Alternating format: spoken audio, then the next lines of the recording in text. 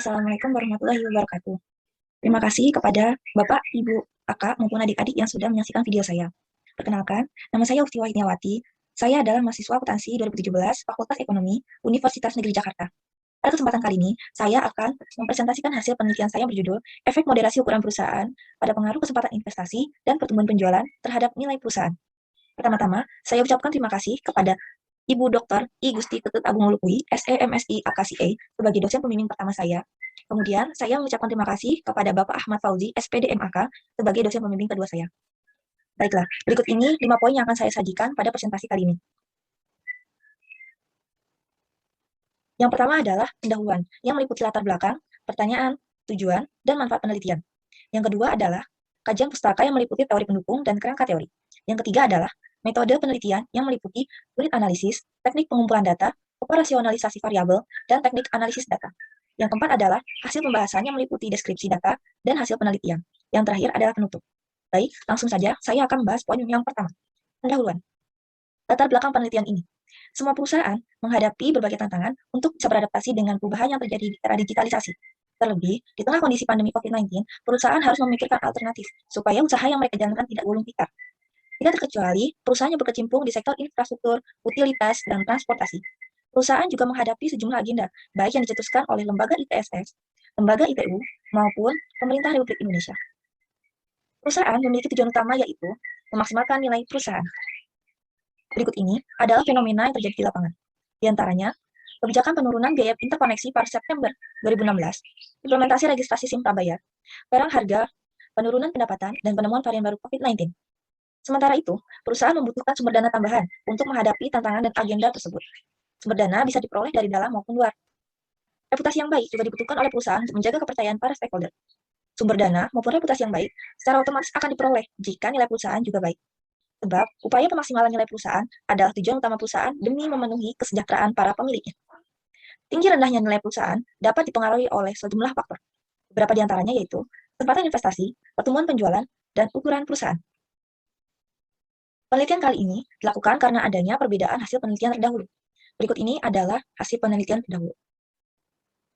Penelitian Wulaningsih dan Agustin pada tahun 2020 menunjukkan bahwa kesempatan investasi berpengaruh terhadap nilai perusahaan. Sedangkan penelitian Aprilianti dan kawan-kawan pada tahun 2019 menunjukkan bahwa kesempatan investasi tidak berpengaruh terhadap nilai perusahaan. Kedua, penelitian Fauziah dan Jamal pada tahun 2020 menunjukkan bahwa pertumbuhan penjualan berpengaruh terhadap nilai perusahaan. Sedangkan penelitian Wulandari dan kawan-kawan pada tahun 2021 menunjukkan bahwa pertumbuhan penjualan tidak berpengaruh terhadap nilai perusahaan. Ketiga, penelitian Dolon, Kalibe, dan Wangkar pada tahun 2019 menunjukkan bahwa ukuran perusahaan berpengaruh terhadap nilai perusahaan. Sedangkan penelitian Suryandani pada tahun 2018 menunjukkan bahwa ukuran perusahaan tidak berpengaruh terhadap nilai perusahaan. Variabel interaksi ukuran perusahaan dengan kesempatan investasi.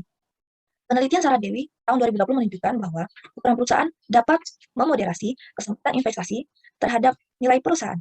Sedangkan penelitian Aprilianti dan kawan-kawan tahun 2016 menunjukkan bahwa ukuran perusahaan tidak dapat memoderasi pengaruh kesempatan investasi terhadap nilai perusahaan. Kelima, yaitu penelitian Wati dan Anggraini pada tahun 2020 menunjukkan bahwa ukuran perusahaan dapat memoderasi pertumbuhan penjualan terhadap nilai perusahaan. Sedangkan penelitian Rudiman dan kawan-kawan pada tahun 2020 menunjukkan bahwa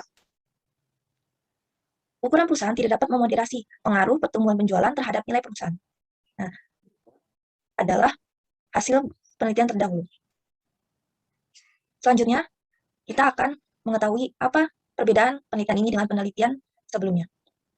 Perbedaannya yaitu yang pertama, ukuran perusahaan digunakan sebagai variabel moderasi, di mana untuk melihat efek moderasi pada pengaruh kesempatan investasi dan pertumbuhan penjualan terhadap nilai perusahaan. Kemudian, pada penelitian ini, proksi yang digunakan untuk menghitung nilai perusahaan yaitu Robbins Cube, sebab penelitian dahulu mayoritas masih menggunakan rasio PBV dan PR untuk menghitung nilai perusahaan. Yang ketiga, ukuran perusahaan diukur dengan memakai logaritma natural kapitalisasi pasar. Pemakaian proksi ini masih jarang dilakukan karena mayoritas ukuran perusahaan diukur dengan logaritma natural total aset. Kaitan kesempatan investasi terhadap nilai perusahaan yaitu nilai perusahaan akan ikut naik jika perusahaan dapat memanfaatkan kesempatan investasi dengan optimal, di mana masa mendatang investasi yang dipilih diharapkan bisa mendatangkan pengembalian yang lebih tinggi sehingga bisa mendatangkan kesejahteraan bagi para pemilik. kaitan nilai perusahaan dan pertumbuhan penjualan, yaitu nilai perusahaan yang bagus, salah satunya tercermin pada kenaikan kinerja perusahaan. Pertumbuhan penjualan adalah hasil kinerja perusahaan, berupa kenaikan volume penjualan dari satu periode ke periode berikutnya.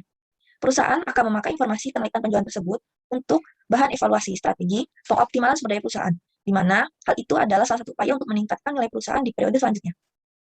Kemudian kaitan ukuran perusahaan dengan nilai perusahaan, yaitu ukuran perusahaan dipengaruhi oleh kenaikan harga saham.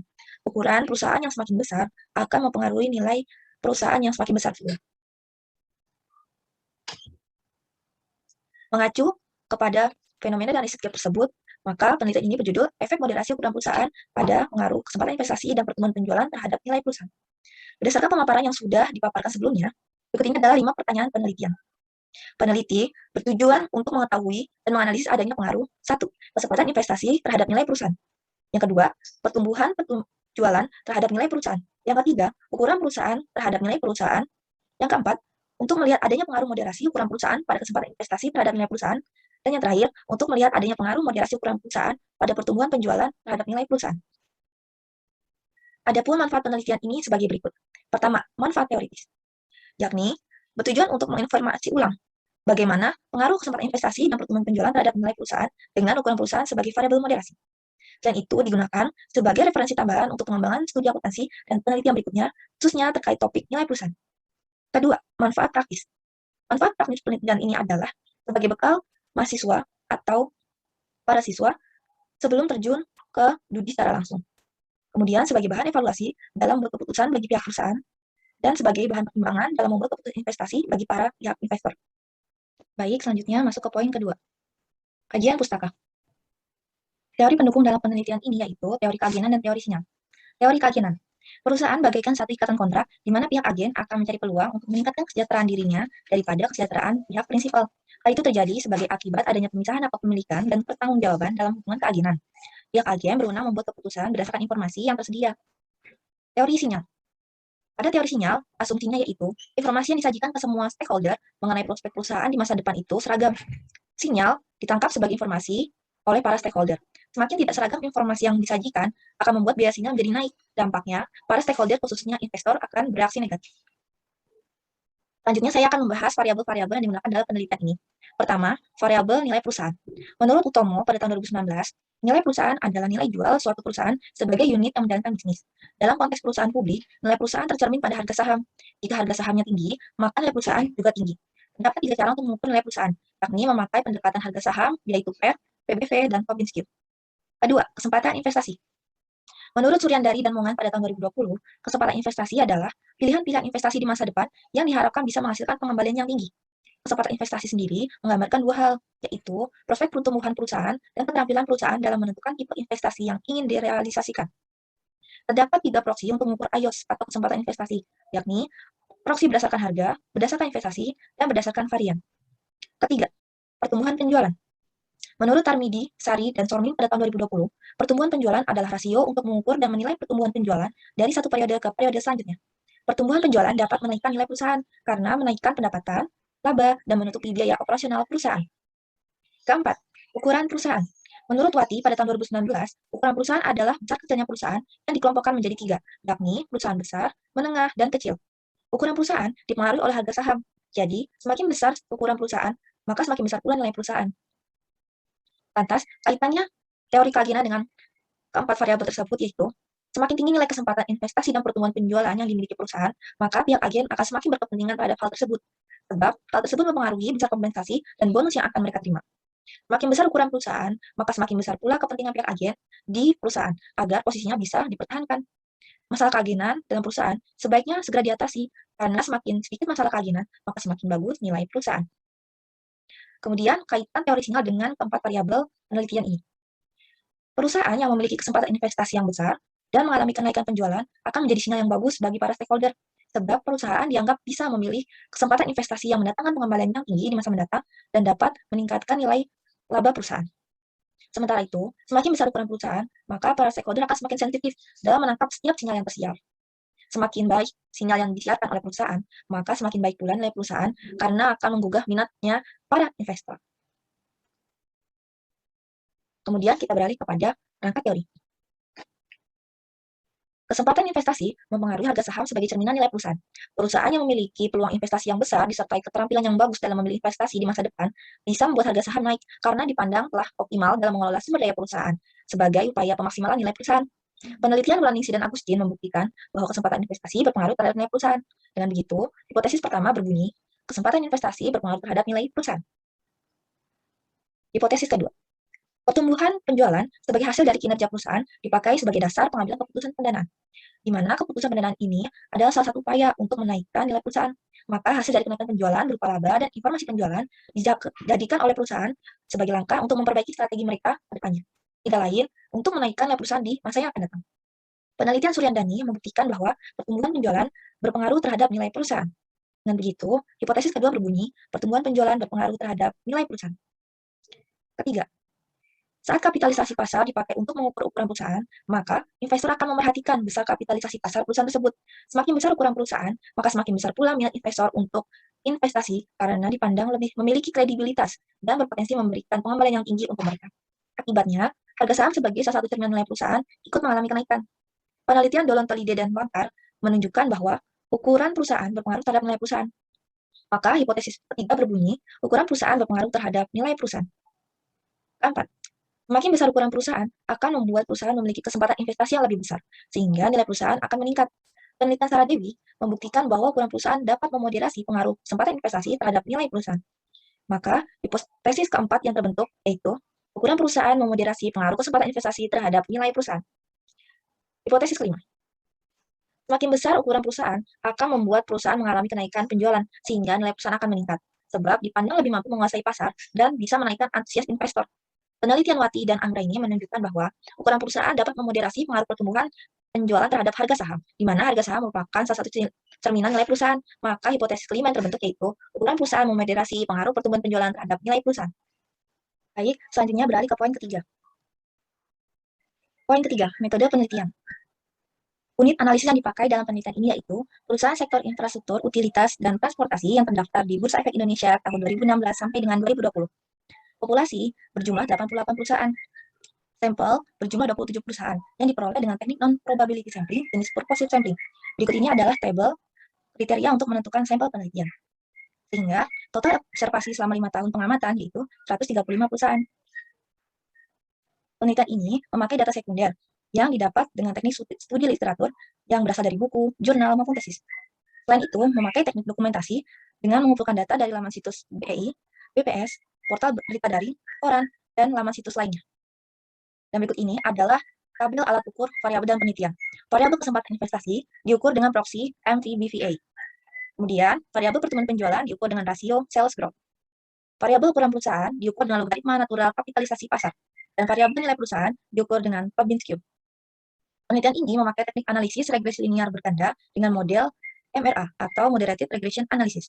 Prosesnya dimulai dari statistik deskriptif, uji asumsi klasik, uji hipotesis, kemudian uji interaksi. Beralih ke poin keempat, hasil dan pembahasan. Analisis statistik deskriptif pada 135 data observasi menunjukkan bahwa variabel nilai perusahaan dan kesempatan investasi memiliki selisih yang cukup besar.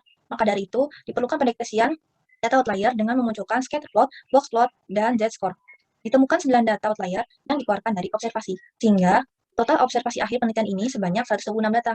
Tabel 4.3 memuat hasil statistik deskriptif setelah data outlier dikeluarkan. Untuk variabel nilai perusahaan, rata-rata nilai perusahaan sendiri dalam penelitian ini sebesar 1,07076. Nilai tersebut tergolong over value karena lebih dari 1. Nilai rata-rata juga lebih besar daripada standar deviasi. Artinya, data cenderung menyebar, sama, dan besar simpangan terhadap nilai rata-rata rendah.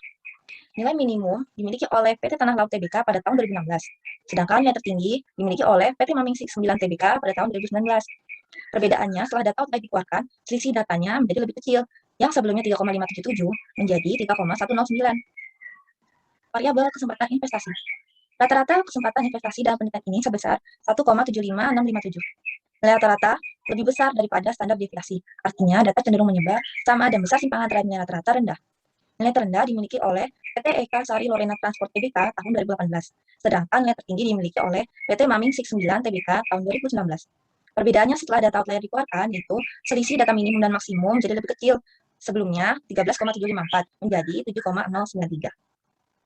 Variabel pertumbuhan penjualan. Rata-rata pertumbuhan penjualan dalam penelitian ini sebesar 0,16369. Ini rata-rata lebih kecil daripada standar deviasi. Artinya, data beragam dan besar simpangan terhadap nilai rata-rata cukup tinggi. Nilai terendah sendiri dimiliki oleh PT Tanah Laut Tbk tahun 2016, sedangkan nilai tertinggi dimiliki oleh PT Sentra Tama Telekomunikasi Indonesia Tbk tahun 2017. Variabel ukuran perusahaan. Rata-rata ukuran perusahaan dalam penelitian ini sebesar 28,31898. Nilai rata-rata ini lebih besar daripada standar deviasi. Artinya data cenderung menyebar, sama, dan besar simpangan terhadap nilai rata-rata itu rendah. Nilai terendah dimiliki oleh PT Tanah Laut Tbk tahun 2019, sedangkan nilai tertinggi dimiliki oleh PT Telkom Tbk tahun 2017. Langkah selanjutnya setelah mengeluarkan data belajar yaitu transformasi main centering, mengingat adanya model variabel interaksi pada model kedua. Nah, berikutnya data akan siap diolah. Pada tabel sebelah kiri, yaitu tabel uji hipotesis F dan koefisien determinasi, dapat kita lihat. Pada model 1 maupun model 2, F itu signifikansi F, koefisien determinasi, dan standar error of estimation. Langkah selanjutnya itu kita melihat kriteria model dikatakan layak atau tidak. Dalam buku karangan Narimawati dan kawan-kawan pada tahun 2020, suatu model dikatakan layak jika 1. Signifikansi uji F kurang dari 0,05 dan F itu lebih besar daripada F tabel. Kedua, koefisien determinasi mendekati 1. Yang ketiga, standar error of estimate kurang dari standar deviation. Yang keempat, terpenuhinya uji asumsi klasik. Dan yang kelima, signifikansi uji T kurang dari 0,05 dan T itu nilainya lebih besar daripada T tabel. Setelah mendapatkan hasil uji hipotesis F dan koefisien determinasi, serta mengetahui kriteria kelayakan model, maka kita akan mengetahui model persamaan regresi linear berganda. Yaitu dapat kita lihat pada layar berikut. Terdapat model 1 dan model 2 yang menjadi hasil dari uji kelayakan model. Untuk selanjutnya, akan diuji asumsi klasik untuk menilai kelayakan model berikutnya. Pada uji asumsi klasik, uji normalitas, syarat yang harus dipenuhi yaitu 1. Grafik histogram tidak condong ke kiri dan kanan. Kedua, grafik normal pp plot data menyebar di sekitar garis diagonal dan mengikuti arah garis diagonal. Dan yang ketiga, nilai signifikasi uji Kolmogorov-Smirnov lebih dari 0,05. Dapat kita lihat hasilnya. Pada model 1 maupun model 2, semua syarat tersebut terpenuhi. Dan tabel uji Kolmogorov sebesar signifikansinya 0,200. Itu artinya lebih dari 0,05. Sehingga uji normalitas telah terpenuhi. Masuk ke uji asumsi klasik, uji heteroskedastisitas. Syarat yang harus dipenuhi agar uji heteroskedastisitas itu lolos yaitu grafik scatter plot titiknya menyebesar acak jika membentuk plot tertentu di grafik dan titik tersebut menyebar di atas dan di bawah angka 0 di sumbu Y. Yang kedua, nilai signifikansi uji Sperman-Loh lebih dari 0,05. Dapat kita lihat pada model 1 ini, grafik scatter plot syaratnya terpenuhi. Kemudian tabel Sperman-Loh signifikansi baik dari variabel kesempatan investasi, pertumbuhan penjualan maupun ukuran perusahaan nilainya lebih dari 0,05 yaitu 0,150, 0,530 dan 0,621. Artinya model 1 uji heteroskedastisitas syaratnya terpenuhi. Dan model kedua begitu pun sama. Grafik scatter plot sendiri syaratnya terpenuhi karena titiknya menyebesar acak dan tidak membentuk pola tertentu serta menyebar di atas dan di bawah angka 0 di sumbu Y. Nilai signifikansi uji Sperman-Loh lebih dari 0,05 baik variabel X1, X2, Z, X1Z, dan X2Z. Dapat kita lihat bahwa semuanya di atas dari 0,05. Untuk kesempatan investasi, signifikansinya 0,450, pertumbuhan penjualan 0,686, kemudian ukuran perusahaan 0,352, X1Z 0,715, dan X2Z 0,428. Artinya, uji heteroskedastisitas model kedua terpenuhi. Uji asumsi klasik berikutnya yaitu uji multikolinearitas. Syaratnya harus terpenuhi jika nilai tolerans lebih dari 0,1 dan FIF kurang dari 10. Pada model 1, nilai tolerans baik pada variabel kesempatan investasi, pertumbuhan penjualan maupun ukuran perusahaan, nilainya lebih dari 0,1 dan nilai FIF-nya kurang dari 10. Dan pada model kedua, itu pun sama. Setelah transformasi data main centering, nilai tolerans lebih dari 0,1 dan nilai FIF-nya kurang dari 10. Berarti pada model 1 dan kedua, syarat uji multikolinearitas terpenuhi. Dan uji asumsi klasik terakhir yaitu uji autokorelasi. Syarat yang harus dipenuhi yaitu nilai Durbin-Watson antara nilai DU dan min DU, serta nilai signifikansi rantes lebih dari 0,05. Pada model 1 maupun model 2, nilai uji Durbin-Watson itu berada di antara DU dan 4 DU. Pada model 1, nilai DU-nya 1,7582. Dan model kedua, nilai DU-nya 1,7923. Artinya, syarat yang pertama yaitu nilai Durbin-Watson di antara DU dan 4 min DU itu terpenuhi. Begitu pula dengan hasil run test, di mana signifikansi model pertama maupun model kedua, yaitu 0,591 dan 0,858 itu lebih besar dari 0,05. Artinya, syarat uji autokorelasi terpenuhi. Setelah keempat uji asumsi klasik terpenuhi, maka kita masuk ke uji parameter individual. Berikut ini adalah hasil uji parameter individual model pertama dan model kedua. Kita sebelum menganalisis harus mengetahui terlebih dahulu nilai T-table. Nilai T-table di sini yaitu 1,97960. Kita bandingkan dengan hasil T hitung kesempatan investasi dan ukuran perusahaan. Nilai T hitung kesempatan investasi dan ukuran perusahaan itu lebih besar daripada T-table dan besar signifikansinya kurang dari 0,05. Artinya, kesempatan investasi dan ukuran perusahaan berpengaruh terhadap nilai perusahaan. Lain halnya dengan variabel pertumbuhan penjualan. Nilai T hitungnya kurang dari T-table dan besar signifikansinya lebih dari 0,05. Artinya, pertumbuhan penjualan tidak berpengaruh terhadap nilai perusahaan. Dengan begitu, hipotesis pertama dan ketiga diterima, sedangkan hipotesis kedua ditolak. Masuk ke hasil uji parameter individual model kedua. Terjadinya peningkatan koefisien determinasi, yaitu dilihat pada kolom adjusted R-square yang tadinya 88,8% menjadi 89,5%, artinya ukuran perusahaan sebagai variabel moderasi itu bisa memoderasi pengaruh variabel bebas terhadap variabel terikat dalam penelitian ini. Sama seperti model pertama. Hasil variabel kesempatan investasi dan ukuran perusahaan pada model kedua ini berpengaruh terhadap nilai perusahaan karena nilai T hitung lebih besar dari T-table dan besar signifikansinya lebih kurang dari 0,05. Sedangkan variabel pertumbuhan penjualan tidak berpengaruh terhadap nilai perusahaan karena nilai T hitungnya kurang dari T-table dan besar signifikansinya lebih dari 0,05. Selanjutnya kita masuk untuk melihat hasil efek moderasi ukuran perusahaan pada pengaruh variabel bebas terhadap variabel terikat. Hasil uji parameter individual variabel X1Z yaitu nilai T hitungnya lebih dari T-table dan besar signifikansinya kurang dari 0,05. Artinya, ukuran perusahaan dapat memoderasi pengaruh kesempatan investasi terhadap nilai perusahaan, namun sifatnya memperlemah. Sedangkan, hasil uji parameter individual variabel X2Z terlihat bahwa nilai T hitung kurang dari nilai T-table dan besar signifikansinya lebih dari 0,05. Artinya, ukuran perusahaan tidak dapat memoderasi pengaruh pertumbuhan penjualan terhadap nilai perusahaan. Jadi, hipotesis keempat diterima, sedangkan hipotesis kelima ditolak. Ringkasan dari hasil uji parameter individual yaitu hipotesis pertama diterima, hipotesis kedua ditolak, hipotesis ketiga diterima, hipotesis keempat diterima, dan hipotesis kelima ditolak. Langkah selanjutnya adalah menyusun persamaan analisis regresi linear berganda. Berikut ini adalah bentuk persamaannya. Pada model pertama, nilai konstansa besarnya negatif 0,655. Artinya, jika nilai seluruh variabel bebas dianggap tetap, maka nilai perusahaan sebesar negatif 0,655. Kemudian, koefisien regresi variabel kesempatan investasi sebesar 0,405, artinya nilai variabel bebas yang lain dianggap tetap, maka kesempatan investasi naik satu satuan akan membuat nilai perusahaan mengalami kenaikan sebesar 0,405. Kemudian, koefisien regresi variabel pertumbuhan penjualan sebesar 0,027 mengindikasikan bahwa nilai variabel bebas lain dianggap tetap dan pertumbuhan penjualan naik satu satuan, maka nilai perusahaan akan mengalami kenaikan sebesar 0,027.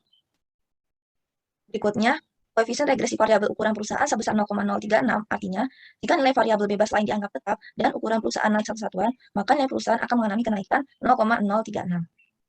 Lanjut kepada model 2. Besar nilai konstanta 1,093 mengartikan bahwa jika nilai seluruh variabel bebas dianggap tetap, maka nilai perusahaan sebesar 1,093. Kedua, koefisien regresi variabel kesempatan investasi sebesar 0,412, artinya jika nilai variabel bebas lain dianggap tetap dan kesempatan investasi naik satu satuan, maka perusahaan akan mengalami kenaikan sebesar 0,412. Yang ketiga, koefisien regresi variabel pertumbuhan penjualan sebesar negatif 0,015, artinya jika nilai variabel bebas lain dianggap tetap dan pertumbuhan penjualan naik satu satuan, maka nilai perusahaan akan mengalami penurunan sebesar 0,015. Kemudian, koefisien regresi variabel ukuran perusahaan sebesar 0,035, artinya jika nilai variabel bebas lain dianggap tetap dan ukuran perusahaan naik satu satuan, maka nilai perusahaan akan mengalami kenaikan sebesar 0,035. Selanjutnya, koefisien regresi variabel X1Z sebesar negatif 0,015, artinya jika nilai variabel bebas lain dianggap tetap dan X1Z naik satu satuan, maka nilai perusahaan akan mengalami penurunan sebesar 0,015. Dan terakhir, koefisien regresi variabel X2Z sebesar negatif 0,024, artinya jika nilai variabel bebas lain dianggap tetap dan X2Z naik satu satuan, maka nilai perusahaan akan mengalami penurunan sebesar 0,0224. Berikutnya, kita akan melihat hasil dari kelima hipotesis yang sudah diuji. Hasil pertama, tingginya nilai kesempatan investasi menandakan perusahaan mempunyai prospek yang tinggi di masa mendatang, sehingga akan muncul respon positif dari investor atas sinyal baik tersebut, dan nilai perusahaan akan mengalami kenaikan. Hasil penelitian ini sejalan dengan penelitian Hidayah pada tahun 2015, Huzaini dan kawan-kawan pada tahun 2017, Ulaningsi dan Agustin tahun 2020, dan Khairiyah pada tahun 2020, di mana semakin tinggi nilai kesempatan investasi yang dimiliki perusahaan, maka semakin besar pula nilai perusahaan tersebut. Hasil kedua, besar kecilnya pertumbuhan penjualan tidak akan berpengaruh pada nilai perusahaan. Hasil yang didapat dari pertumbuhan penjualan akan lebih difokuskan oleh perusahaan untuk dana operasional ketimbang kesejahteraan pemegang saham. Jadi, pertumbuhan penjualan bukan termasuk sinyal yang baik untuk menarik perhatian investor dan tidak mempengaruhi nilai perusahaan. Hasil penelitian ini sejalan dengan penelitian yang sudah dilakukan oleh Adang pada tahun 2019, Ningsi dan Agusin pada tahun 2020, Ahmad dan kawan-kawan pada tahun 2020, dan Wulandari kawan-kawan pada tahun 2021, di mana perusahaan yang mengalami kenaikan penjualan tidak akan berpengaruh terhadap signifikansi kenaikan nilai perusahaan tersebut. Hasil ketiga, kenaikan nilai kapitalisasi pasar mendorong minat investor untuk berinvestasi, karena perusahaan yang punya nilai kapitalisasi pasar yang besar dipandang lebih mampu untuk memberikan pengembalian tinggi di masa yang akan datang. Jadi, ukuran perusahaan berpengaruh terhadap nilai perusahaan. Hasil ini sejalan dengan penelitian yang dilakukan oleh Ridwan Telidi dan Wangkar pada tahun 2019, serta Yani dan Suaryana pada tahun 2020, di mana semakin besar ukuran perusahaan, maka semakin besar pula nilai perusahaan. Hasil keempat, semakin besar ukuran perusahaan akan semakin memperlemah pengaruh kesempatan investasi terhadap nilai perusahaan. Sebab semakin besar ukuran perusahaan, maka fokusnya untuk mengoptimalkan kesempatan investasi demi menaikkan nilai perusahaan akan semakin rendah. Hal ini sejalan dengan penelitian yang sudah dilakukan oleh Sarah Dewi, di mana ukuran perusahaan dapat memoderasi pengaruh kesempatan investasi terhadap nilai perusahaan. Hasil kelima, besar kecilnya ukuran perusahaan tidak dapat memoderasi pengaruh pertumbuhan penjualan terhadap nilai perusahaan. Tinggi rendahnya pertumbuhan penjualan tidak menjadi landasan seorang investor, karena investor menganggap kenaikan penjualan tersebut pada perusahaan kecil maupun perusahaan besar akan lebih difokuskan untuk membiayai operasional perusahaan tersebut. Bagian penutup. Kesimpulan dari penelitian ini yaitu menjadi 5 poin. Kesempatan investasi berpengaruh terhadap nilai perusahaan. Yang kedua, pertumbuhan penjualan tidak berpengaruh terhadap nilai perusahaan. Yang ketiga, ukuran perusahaan berpengaruh terhadap nilai perusahaan. Yang keempat, ukuran perusahaan memoderasi pengaruh kesempatan investasi terhadap nilai perusahaan. Dan yang kelima, ukuran perusahaan tidak dapat memoderasi pengaruh pertumbuhan penjualan terhadap nilai perusahaan. Implikasi penelitian ini yaitu sebaiknya pihak perusahaan mengoptimalkan peluang investasi yang dimiliki dan mengasah kemampuannya dalam membeli investasi, meskipun perusahaan sudah tergolong ke dalam perusahaan besar. Kemudian, pihak perusahaan sebaiknya menyiapkan strategi dan upaya untuk memaksimalkan nilai perusahaan di periode berikutnya. Untuk para investor, sebaiknya lebih memfokuskan dalam menangkap sinyal kesempatan investasi dan ukuran perusahaan sebagai bahan pertimbangan investasi daripada sinyal pertumbuhan penjualan. Keterbatasan penelitian ini yaitu meneliti hanya meneliti satu sektor saja. Kemudian, proses yang digunakan untuk menghitung IOS atau kesempatan investasi hanya satu. Dan berkaca pada hasil koefisien determinasi sebesar 88,8%, artinya variabel lain yang mempengaruhi nilai perusahaan masih belum ikut sertakan dalam penelitian ini. Maka, rekomendasi bagi peneliti selanjutnya yaitu menambah jumlah sampel penelitian, kemudian memakai proxy IOS atau kesempatan investasi lebih dari satu, mempertimbangkan dengan baik kriteria membeli sampel sebelum melakukan pengolahan data. Sekian hasil penelitian yang dapat saya paparkan pada presentasi kali ini. Apabila terdapat tutur kata yang kurang berkenan dan kesalahan, mohon dimaafkan. Semoga dapat bermanfaat bagi pihak yang membutuhkan. Salam pendidikan, salam sukses. Wassalamualaikum warahmatullahi wabarakatuh.